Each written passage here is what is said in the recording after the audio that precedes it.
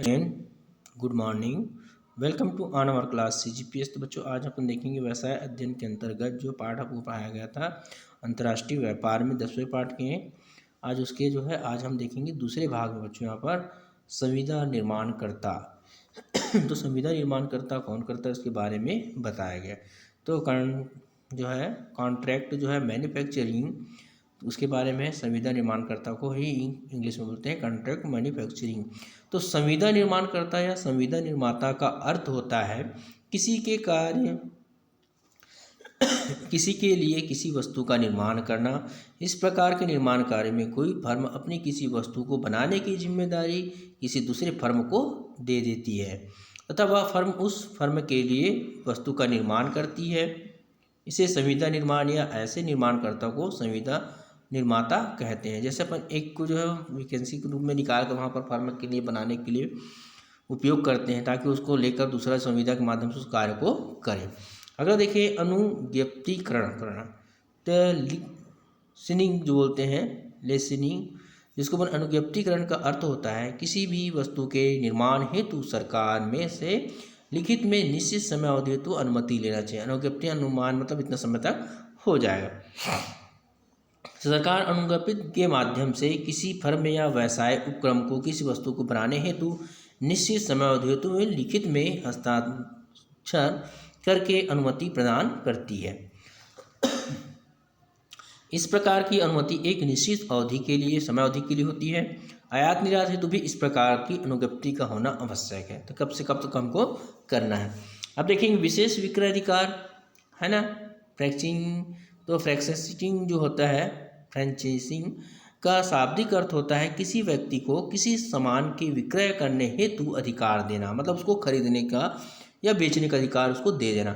इस अधिकार के द्वारा वह व्यक्ति एक अभिकर्ता के रूप में कार्य करता है, मतलब एक एजेंट के रूप में वहाँ पर कार्य करता है तथा उसके द्वारा किए गए सभी कार्य कंपनी या फर्म या निकाय के कार्य माने जाते हैं, मतलब कंपनी द्वारा या उनके निकाय द्वारा किया गया। वर्तमान में इस प्रवृत्ति का चलन जोरों पर है। भारत में विदेशी व्यापार से संबंधित नीतियों के उदार होने से बहुत सारी विदेशी कंपनियां इस माध्यम से भारत में अपना व्यापार कर रही, मतलब एजेंट के थ्रू। उदाहरण के देख सकते हैं मैकडॉनल्ड, पिज़्ज़ा हट, पेटर इंग्लैंड, ली कूपर है ना, मार्केट एडिल, यूडी आदि इस प्रकार के है ना। इस प्रक्रिया के द्वारा कंपनी अपना आउटलेट खोलती है, वह स्थान विशेष के द्वारा अपने व्यापार को पहचान देती है। भारतीय अर्थव्यवस्था के दृष्टिकोण से इस प्रकार का व्यापार एक महत्वपूर्ण स्थान होता है आपको ना। तो यहाँ पर देखेंगे joint venture and setting up wholly owned है ना, सब साइट्स। ज्वाइंट वेंचर कंपनी एक प्रकार का व्यापारिक करार है जो सहमति होता है जो दो फर्म के मध्य होता है। इस प्रकार की कंपनी निर्माण में दोनों फर्म आपस में मिलते हैं, वह समान उद्देश्य के साथ कार्य करती है ना। कंपनी में है ना लगने वाली पूंजी पर इनकी बराबरी की भागीदारी होती है जो उसमें शामिल होते हैं तथा व्यापार में होने वाले जोखिम का तथा हानि का दोनों का वहन इनके द्वारा बराबर मात्रा में किया जाता है।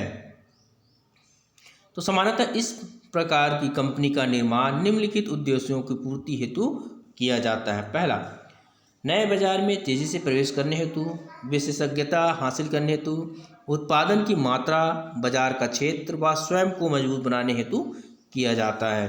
चौथा है बाजार विकास करने हेतु वितरकों के माध्यम से।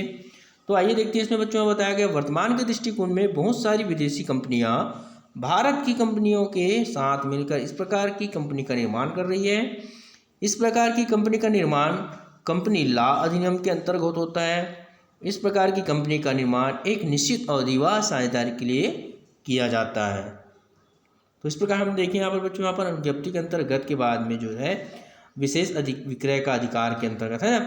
अब आते हैं आयात निर्यात प्रक्रिया व आयात निर्यात प्रपत्र, मतलब उनका अनुमति किस प्रकार करते हैं। इम्पोर्ट एक्सपोर्ट प्रोडक्ट है ना, प्रोडक्टर एंड डॉक्यूमेंटेशन, उसके बारे में बताया गया।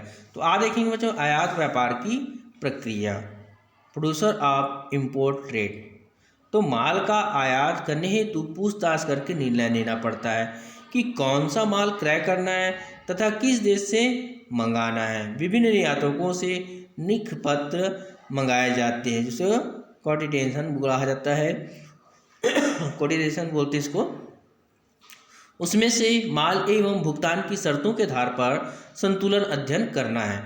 फिर सुनिश्चित करना कि किस देश से एवं किस विक्रेता से माल मंगाना है, मतलब कहाँ से और किस देश से माल मंगाना है और किस प्रकार माल मंगाएंगे ये। तो अगला देखेंगे बच्चों, यहाँ पर विदेशों से माल मंगाने हेतु निम्न कार्यवाही करनी पड़ती। पहला, सबसे पहले पूछताछ, इंक्वायरी।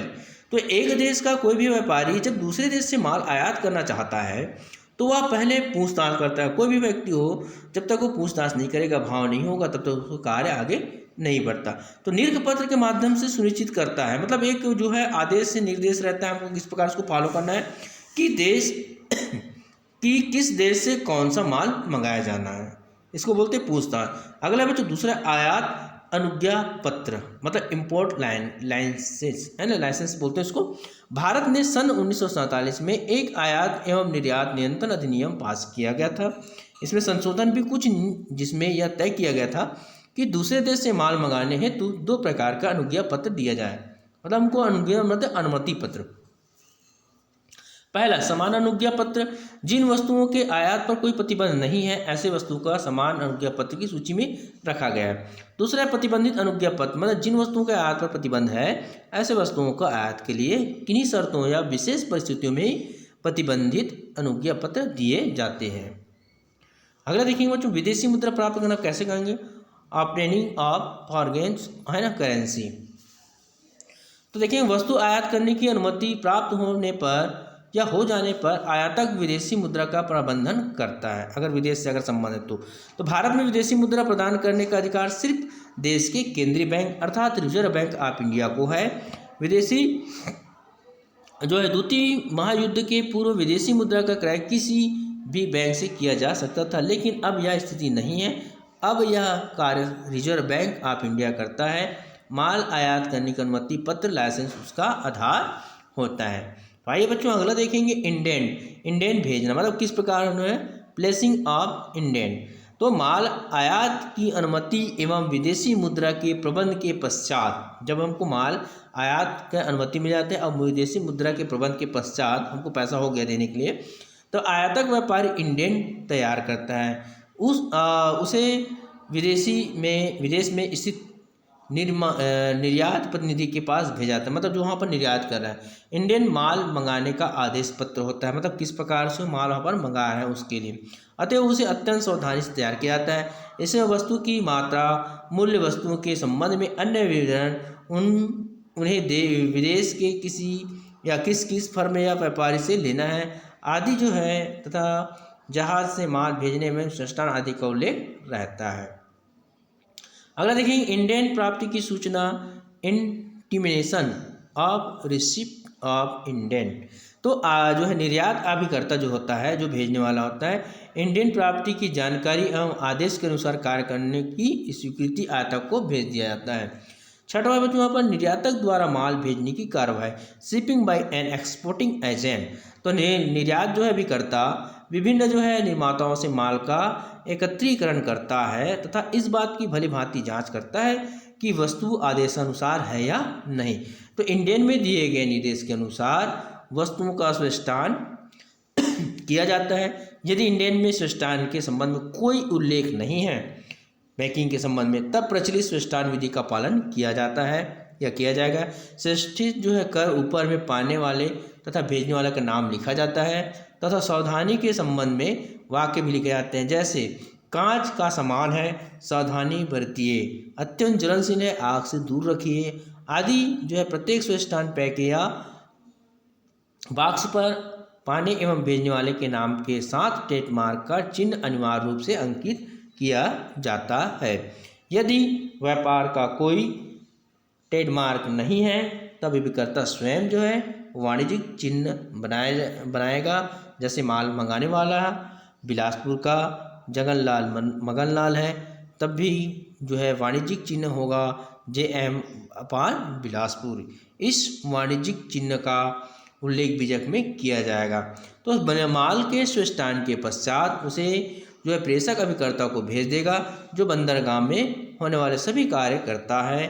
माल का जहाज में लदान हो जाने के पश्चात उसका बीमा कराया जाता है। तत्पश्चात बीजक तैयार किया जाता है ना, जब तक वहाँ पर है तो माल के समस्त अधिकार अपने देश के बैंक के माध्यम से आयातक देश के बैंक के पास भेज दिए जाते हैं तथा माल प्रेषक की जानकारी बीजक के प्रति के साथ व्यापारी को भेज दी जाती है। इस प्रकार भी जो है निर्यातक अभिकर्ता माल भेजने के संबंध में विविध कार्यवाही करता है।